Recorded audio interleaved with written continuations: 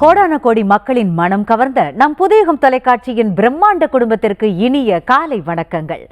புத்தம் புதிதாக பூத்த இந்த சனிக்கிழமை காலை பொழுதில் உங்கள் அனைவரையும் உங்கள் இல்லத்தின் வரவேற்பறைக்கே வந்து சந்திப்பதில் மிக்க மகிழ்ச்சி. இது நேரம் நல்ல நேரம் நிகழ்ச்சி. இன்றைய நிகழ்ச்சியில் தாந்திரிக ஜோதிடம் குறித்த பல சுவாரஸ்யமான தகவல்களையும் இதுவரை யாரும் அறிந்திடாத பல ரகசிய உண்மைகளையும் உங்களுடன் பகிர்ந்து கொள்வதற்காகவும் உங்களுடைய கேள்விகளுக்கும் சந்தேகங்களுக்கும் விளக்கம் அளிப்பதற்காகவுமே நம்முடைய அரங்கிற்கு வருகை தந்திருக்கிறார் 5 தலைமுறை ஜோதிட குடும்பத்தில் உதித்த தாந்திரிக வல்லுநர், ஸ்ரீ தாந்திரிக் ஆஸ்ட்ராலஜி நிறுவனர் டாக்டர் எஸ் விஜய் சேதுநாராயணன் அவர்கள். வாங்க அவரை வரவேற்போம். வணக்கம் ஐயா, நல்லா இருக்கீங்களா? நல்லா இருக்கோம், நீங்க நல்லா இருக்கீங்களா? நல்லா இருக்கேன் ஐயா, நன்றி. ஓம் குண்டலி புரவாசினி சண்டமுண்ட விநாசினி பண்டிதஸ்ய மனோன்மணி வாராகி நமோஸ்துதே அஷ்டலக்ஷ்மிஸ்வரூபிணி அஷ்டதாரித்ரியநாசினி இஷ்டகாமப்பிரதாயினி வாராகி நமோஸ்துதே. இந்த அழகான வாய்ப்பளித்த புதியகம் தொலைக்காட்சிக்கும் நமது சனிக்கிழமை நிகழ்ச்சியை கண்டுகளிக்கும் அத்துணை ஆன்மீக நெஞ்சங்களுக்கும் என் சிறந்தாழ்ந்த வணக்கத்தை உரித்தாக்கி மகிழ்கிறேன். ஓம் சிவ சிவ ஓ. வணக்கம் ஐயா. விளக்கங்களுக்கு முன்னாடி ஒரு நேருக்கு இன்னும் வெயிட் பண்ணிட்டு இருக்காங்க, அவங்க கிட்ட பேசிட்டு தொடரலாம். வணக்கம், நேரம் நல்ல நேரம். யார் பேசுறீங்க?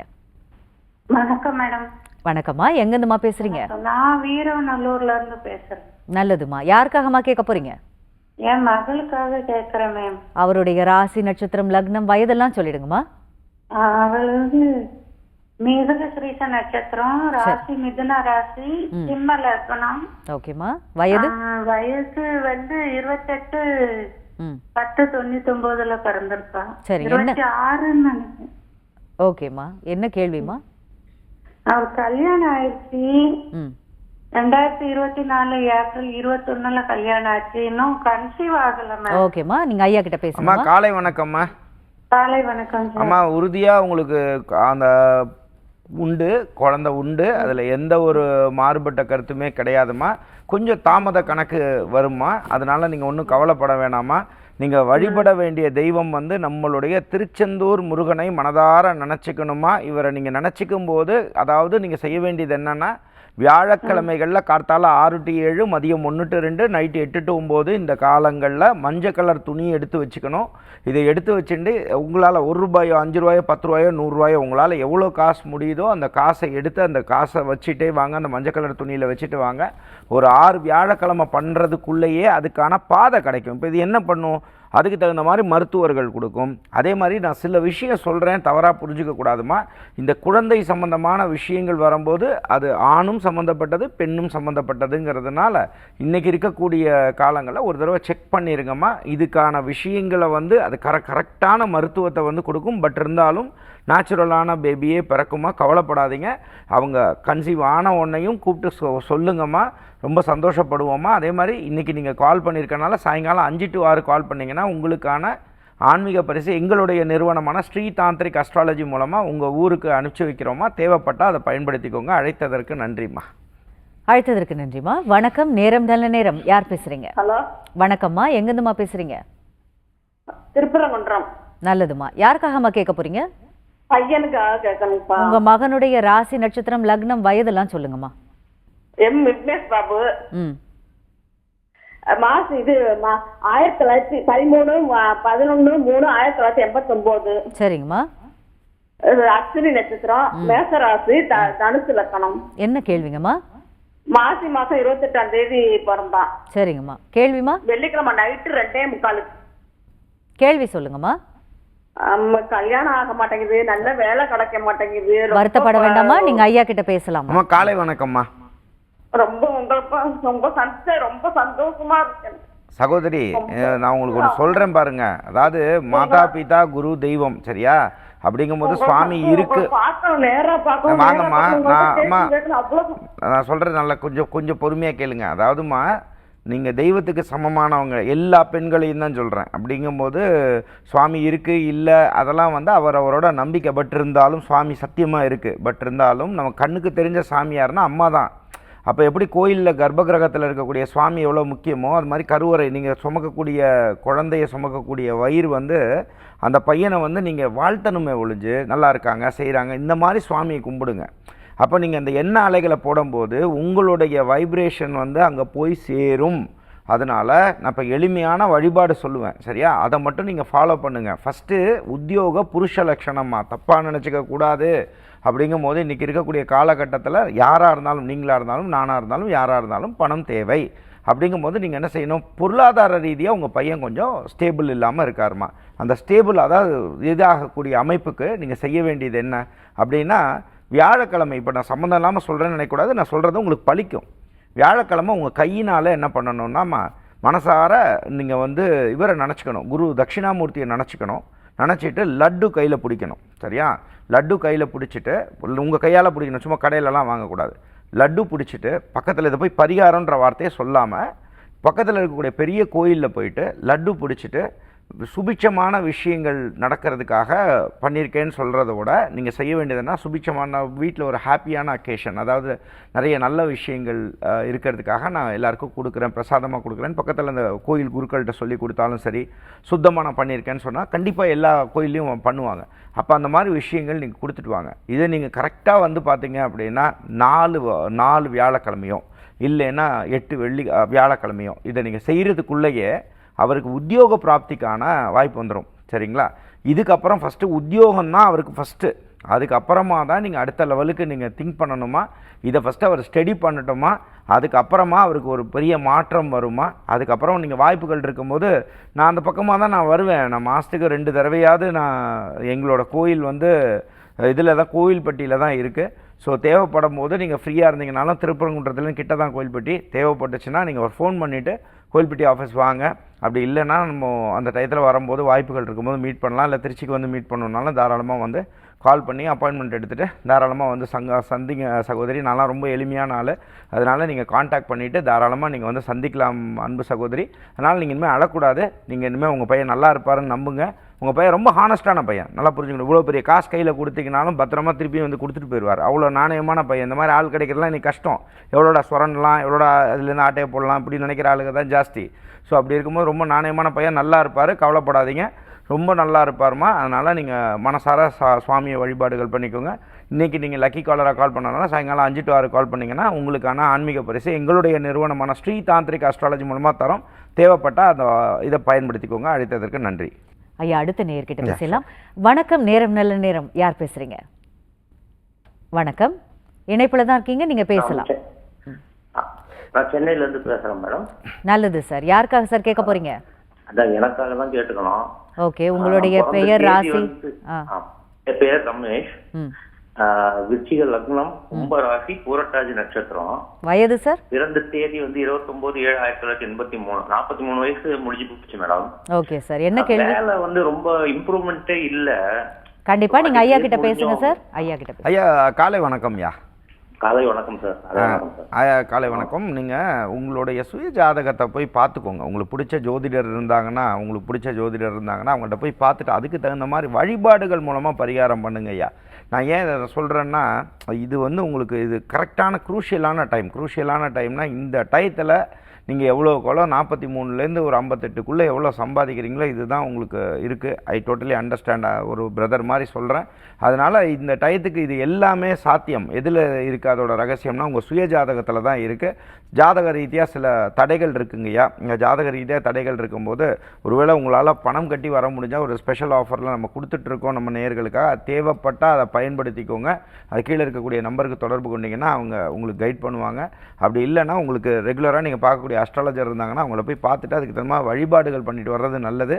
பட் இருந்தாலும் நீங்கள் கால் பண்ணியிருக்கிறதுனால ஒரு சின்ன ஒரு பரிகாரம் சொல்கிறேன். பட் ஜாதகத்தை பார்க்காம இதை பண்ணுறத விட இதை நீங்கள் வந்து ஜாதகத்தை பார்த்துட்டு பண்ணுறது நல்லது. நீங்கள் செய்ய வேண்டியது என்ன அப்படின்னா, ஓம் சௌம் சரவண பவ ஸ்ரீம் ஹ்ரீம் க்ளீம் க்ளௌம் சௌம் நமக. இதை நீங்கள் விடாமல் நீங்கள் மனசுக்குள்ளேயே ஜபம் பண்ணிகிட்டே வரணும். வாய்ப்புகள் ஏற்பட்டதுன்னா உங்களுடைய நடுவிரல் அளவுக்கு உங்களுடைய பாம்லேருந்து, அதாவது இந்த இடத்துலேருந்து இந்த இடம் வரைக்கும் வரக்கூடிய அளவுக்கு மேலே போகாமல் வெள்ளியில் பண்ணாலும் சரி, தங்கத்தில் பண்ணாலும் சரி, பஞ்சலோகத்தில் பண்ணாலும் சரி, ஆனால் இரும்பு வேல் கூடாது, பிளாஸ்டிக் கூடாது. ஸோ இந்த அளவில் இருக்க வெங்கலத்தில் கூட பண்ணிக்கலாம். ஸோ இந்த மாதிரி விஷயங்களை வச்சு உங்கள் வீட்டில் வச்சுட்டு, இதை யாராவது சொல்லுவாங்க அதெல்லாம் வச்சு கும்பிடக்கூடாதுங்க அப்படி இப்படிம்பாங்க, அப்படிலாம் யோசிக்காதீங்க. இது ஒரு காரியத்துக்காக தான் பண்ணுறீங்க. விடாமல் திருச்செந்தூர் முருகனை நினச்சிட்டு நீங்கள் அரளிப்பூவும் தேனும் தினைமாவும் வச்சு நீங்கள் பண்ணிட்டு வாங்க. இதுக்கான வழிபாடுகள் செய்யும் போது இந்த வழிபாட்டினால் திருச்செந்தூர் முருகனின் கருணையால் அடுத்த நிலை முன்னேற்றத்தை வேல் கொண்டு அவர் வந்து கொண்டு போவார். ஏன்னா அந்த கர்ம வினைகள் சில நேரத்தில் என்ன ஆகும்னா தடுக்கும். நமக்கு ஜாதகமே நல்லா இருந்தாலும் சில நேரத்தில் கர்ம வினைகள் தடுக்கும். அந்த மாதிரி விஷயங்கள்லாம் ஜாதகத்தில் இருக்குங்கய்யா. ஸோ அந்த கர்ம வினையை தடுக்கக்கூடிய அமைப்பு வந்து அந்த கதிர்வேலன் கொடுப்பார். ஸோ அதை வந்து நீங்கள் செஞ்சுட்டு வாங்க, நிறைய மாற்றங்கள் கிடைக்கட்டும். இன்றைக்கி நீங்கள் லக்கி காலராக கால் பண்ணனால ஒருவேளை உங்களுக்கு தேவைப்பட்டால் ஸ்ரீ தாந்திரிக் அஸ்ட்ராலஜி எங்களுடைய நிறுவனம் மூலமாக ஆன்மீக பரிசு நம்ம கொடுக்குறோம். யாரெல்லாம் ஃபோன் பண்ணுறீங்களோ நம்ம நிகழ்ச்சிக்கு, அந்த வகையில் நீங்கள் எனக்கு தேவைப்பட்டுச்சுன்னா இன்றைக்கி 5 to 6 கால் பண்ணிங்கன்னா உங்களுக்கும் அந்த ஆன்மீக பரிசு அனுப்பி வைக்கிறோம். தேவைப்பட்டால் பயன்படுத்திக்கோங்க. அழைத்ததற்கு நன்றி. அழைத்ததற்கு நன்றி சார். வணக்கம். நேரம் நல்ல நேரம். யார் பேசுகிறீங்க? ஹலோ, வணக்கம்மா. எங்கேருந்துமா பேசுகிறீங்க? திருவாரூர் மாவட்டம் மேடம். நல்லதுமா. யாருக்காகம்மா கேட்க போகிறீங்க? பையனுக்காக பேசுறேன் மேடம். உங்கள் மகனுடைய ராசி, நட்சத்திரம், லக்னம், வயது எல்லாத்தையும் சொல்லிடுங்கம்மா. தில்லைநாதன் பூர நட்சத்திரம், ம் சிம்ம ராசி, மீன லக்னம். ஓகேம்மா. என்ன கேள்விம்மா? கல்யாணம் தடைப்பட்டுக்கிட்டே போகுது மேடம், அதனால. ஓகேம்மா. ஐயா கிட்ட பேசுங்கம்மா. அம்மா காலை வணக்கம்மா. சொல்லுங்க சார். அம்மா சார் வணக்கங்க. உங்கள் பையனோட வயது என்னம்மா? 30 ஆரம்பம் சார். அம்மா இந்த பையனுக்குமா நீங்கள் செய்ய வேண்டியது கொஞ்சம் பொறுமையாக இருக்கணும். நான் அப்படி பேசுகிறேன்னு கோச்சிக்க கூடாது. அதனால் இந்த பையனோட அமைப்புக்கு வந்துமா அவருக்கு அந்த ராகு கேது சம்மந்தமாகவும் செவ்வாய் சம்மந்தப்பட்ட விஷயங்கள் ஜாதக ரீதியாக இருந்ததுன்னா கொஞ்சம் சில நேரங்களில் காலங்களுக்கு கொஞ்சம் கனியும் போது தான் வரும். அதுக்காக நம்ம வாழை மரத்தை வெட்டுறதுனாலையோ பாம்புக்கு பூஜை பண்ணுறதுனாலையோ மாறிடும்னு யாராவது சொன்னாங்கன்னா அது நடக்காது. விதியை மதியால் வெல்லலாம், அதற்கும் விதி இருந்தால்தான். அப்படிங்கும்போது நீங்கள் நான் புரிஞ்சுக்கணும். அதனால் என்றைக்காவது வாய்ப்புகள் ஏற்பட்டதுன்னா உங்களுக்கு பிடிச்ச ஜோதிடரிடம் போய் பாருங்கள். இல்லை முறையாக பணம் கட்டி வருவீங்கன்னா இங்கே தொடர்பு கொண்டுக்கலாமா? உங்களுக்காக ஸ்பெஷல் டிஸ்கவுண்ட்டில் நான் உங்களுக்காக உங்கள் அன்பு சகோதரிக்காக நான் பார்த்து தரேன்.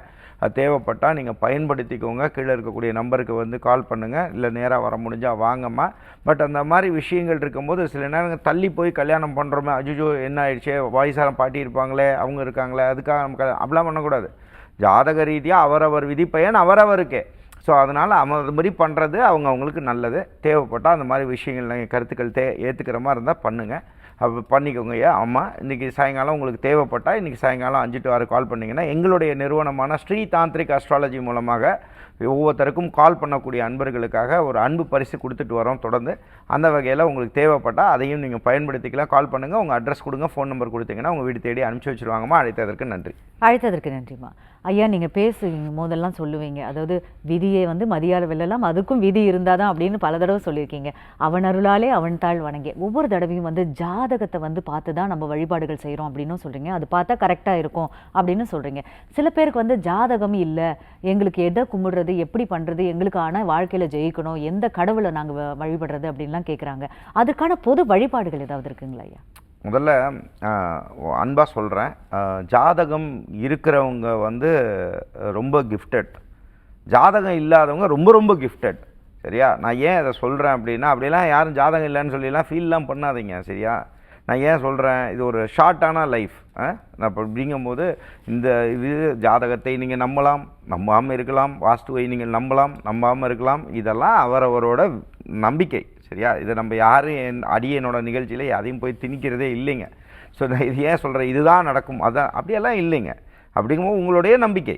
நான் எல்லாத்தையுமே ஜாதகம் இல்லைன்னு சொல்கிறவங்களுக்கு என்ன சொல்கிறேன், இந்த மாதிரி ஒரு ஜோசிய நிகழ்ச்சியை பார்த்து அஜுஜோ இதாகிடுமோ அதாயிடுமோன்னு இருக்கிறதோட இப்போ கொரோனா காலத்தில் பாருங்கள், ஜாதகம் இல்லாத எனது அன்பார்ந்த சகோதரியாக இருக்கட்டும் சகோதரனாக இருக்கட்டும் இதை பார்க்குறீங்கன்னா கொரோனா காலத்தில் எத்தனையோ பேர் இல்லை கோடிக்கணக்கில் போயிட்டாங்க. இன்னமும் பாருங்கள், ஏதோ ஒரு காரணத்துக்காக நம்ம சுவாமி நம்மளை வச்சுருக்காரு பார்த்தீங்களா. அதனால் நம்ம ஜாலியாக இருக்கலாம். சரிங்களா?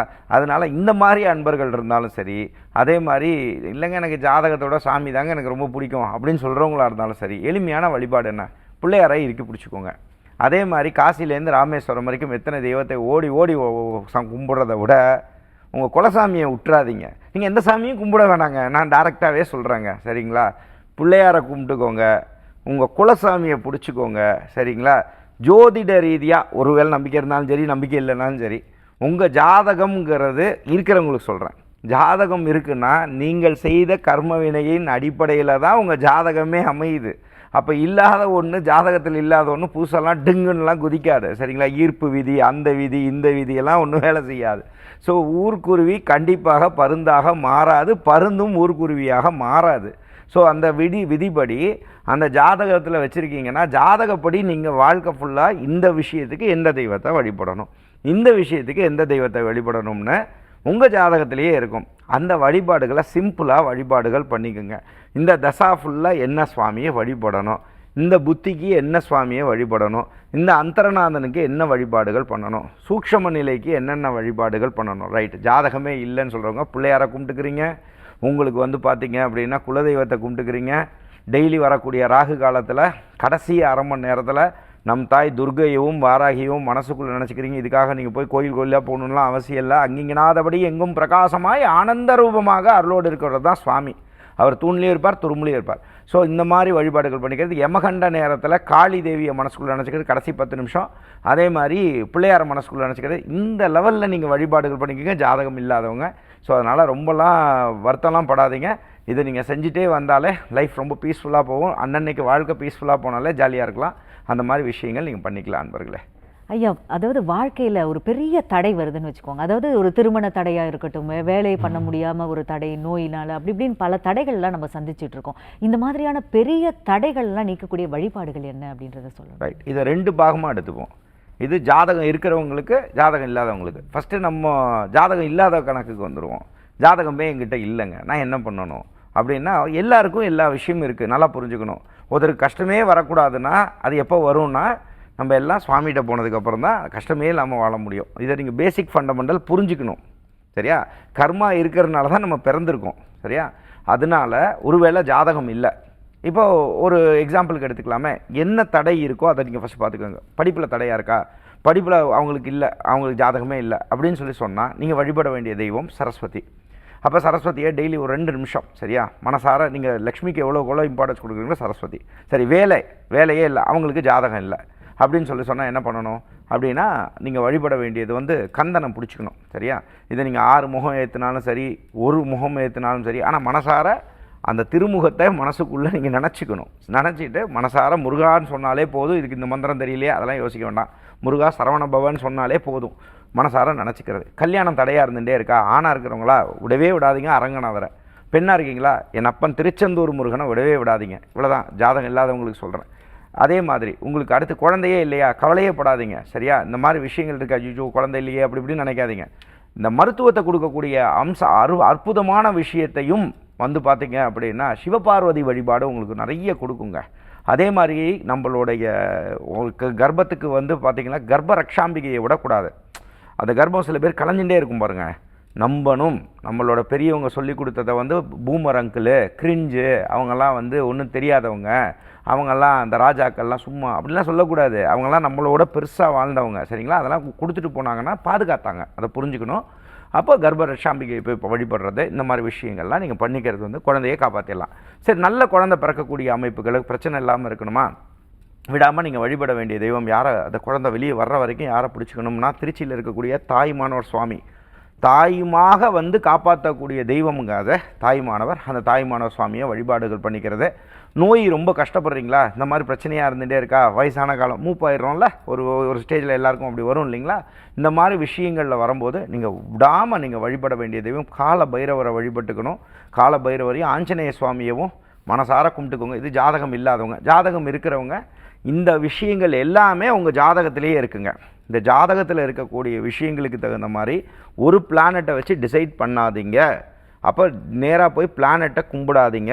நான் உங்களுக்கு பாசமாக சொல்கிறது என்னென்னா, பிளானட்டுக்கு நல்ல குணமும் இருக்கும், நடுநிலையான குணமும் இருக்கும், கெட்ட குணமும் இருக்கும். நீங்கள் ஏதோ ஒரு அறகுறை ஜோசியர்கிட்ட போய் நீங்கள் போய் உட்காந்துட்டு இது தாங்க பச்சைக்கல்லை போடுங்க, மஞ்சக்கல்லை போடுங்கன்னு போட்டு அது நெகட்டிவான கல்லை இருந்து போட்டுருச்சுன்னா சடசடன்னு இழுத்துருவோம், புரிஞ்சுக்கணும். அதே மாதிரி இதிலெல்லாம் போட்டு ரொம்ப குழப்பிக்காதீங்க. இந்த பச்சைக்கல், மஞ்சக்கல், வாஸ்து இதெல்லாம் போட்டு குழப்பாதீங்க. குழப்பறதை விட்டுட்டு உங்களுடைய சுயஜாதகத்தில் இருக்கிறத தெய்வத்துக்கு மீறி யாருமே பெரிய ஆள் இல்லை, ஜோசிக்காரனாக இருந்தாலும் சேர்ந்து தான் சொல்கிறோம். அப்படிங்கும்போது நாங்கள் எல்லாருமே சொல்லக்கூடியது எல்லாமே காசு வாங்கி தான் பார்க்குறோம். சரியா? அப்படிங்கும்போது நீங்கள் செய்ய வேண்டியது என்ன அப்படின்னா, இந்த மாதிரி விஷயங்கள் வந்ததுன்னா சுவாமியை இறுக்கி பிடிங்க, அந்த தெய்வத்தை பிடிங்க. உங்களோட சுயஜாதகத்தில் அந்த காலத்துக்கு தகுந்த மாதிரி பண்ணும் பொழுது 100% 200% அந்த தெய்வம் உங்களை ரட்சிக்கும்னா காப்பாற்றும், உங்களை ஜெயிக்க வைக்குங்கிறத ஆழமான சிந்தனை வச்சுக்கோங்க. 100% ஜெயிச்சிருவீங்க. ஐயா இன்னொரு டவுட் இருக்கு. அதாவது நம்ம ஜாதகத்துல இல்லாத ஒரு தெய்வம், அது நமக்குன்னு ஒரு நம்மளுடைய விஷ் ஃபுல்ஃபில்மெண்ட் கார்டுன்னு ஒன்று இருக்கும் இல்லைங்களா, அதை விட்டுட்டு நம்ம போயிட்டு வேற யாரையாவது கும்பிட்டா அவங்க வந்து அந்த அருளை புரிவாங்களா, இல்லை அதனால பாதிப்புகள் ஏதாவது ஏற்படுமா? அதாவது இது ஒரு அழகான கேள்வி. ஆனால் என்ன சொல்கிறது, விஷுவல் ஃபெய்த் காட் அப்படின்னா தமிழில் பேசணும் அப்படின்னா நம்ம வீட்டில் இருக்கக்கூடிய சில தெய்வங்கள் இருக்குது, சரிங்களா? அது தாராளமாக கும்பிடுங்க. நான் என்ன சொல்கிறேன், உங்களுடைய லைஃப் நல்லா இருக்கிறதுக்காக 24 மணி நேரம். இப்போ ஒரு உதாரணத்துக்கே எடுத்துக்கோங்களேன், சில பேர் நமக்கு பார்த்தாலே பிடிக்காது. பார்த்தா ஹலோ குட் மார்னிங் அப்படிங்கிறோம், குட் ஆஃப்டர்நூன் அப்படிங்கிறோம், ஹலோ சார் நல்லா இருக்கீங்களா அப்படிங்கிறோம். இப்பெல்லாம் பிடிக்காமலே கூட எத்தனை பேர்கிட்ட பேசுகிறோம் இல்லைங்க. அப்போது இதுக்கே நம்ம எவ்வளோ பண்ணும்போது நம்மளோட லைஃப் நல்லா இருக்கிறதுக்காக, நம்ம பிள்ளைங்க லைஃப் நல்லா இருக்கிறதுக்காக சுவாமியை ஒரு நாளைக்கு அட்லீஸ்ட் ஒரு ½ அன் ஹவர் தொழலாமே, வழிபடலாமே. அப்படிங்கும்போது உங்கள் குடும்பத்துக்கான தெய்வத்தை விட்டுறாதீங்க, உங்களோட பழக்க வழக்கங்களை விட்டுறாதீங்க. சாஸ்திரம் என்பது வேறு, சம்பிரதாயம் என்பது வேறு. தெய்வத்தை வழிபடுறதுங்கிற சாஸ்திரம் புரிஞ்சுக்கணும். சம்பிரதாயம் நீங்கள் கெடா வெட்டியும் பண்ணலாம், பலி கொடுத்தும் தெய்வ வழிபாடு பண்ணலாம்.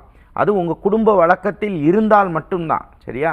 அப்போ திதி கொடுக்கறதெல்லாம் உங்கள் குடும்ப வழக்கத்தில் இருக்கிறதுக்கு என்ன முறையோ அதை மட்டும் ஃபாலோ பண்ணிகிட்டே வாங்க. பித்ருக்களை மதிக்கிறது, இந்த மாதிரி விஷயங்கள் பண்ணுறது. அதே மாதிரி மேடம் கேட்ட மாதிரி இந்த தெய்வத்தை வணங்கிட்டு வேறு தெய்வத்தை வணங்கினா கோச்சிக்குமா? சில பேர்லாம் போய் சொல்லுவாங்க, வாராகியை வச்சுக்குமோ தனியாக தான் கும்பிடணும். இதெல்லாம் சொல்கிறாங்கன்னா அவங்களாம் கொஞ்சம் நிறைய படிக்கணும். இந்த புக்கு படிச்சுட்டு பேசுகிற ஆளுங்க தான் இதெல்லாம் பேசிகிட்டே இருப்பாங்க, சரியா? அப்படிங்கும்போது அதெல்லாம் கிடையாது. அப்படிங்கும்போது இதெல்லாம் நீங்கள் யோசிக்காதீங்க.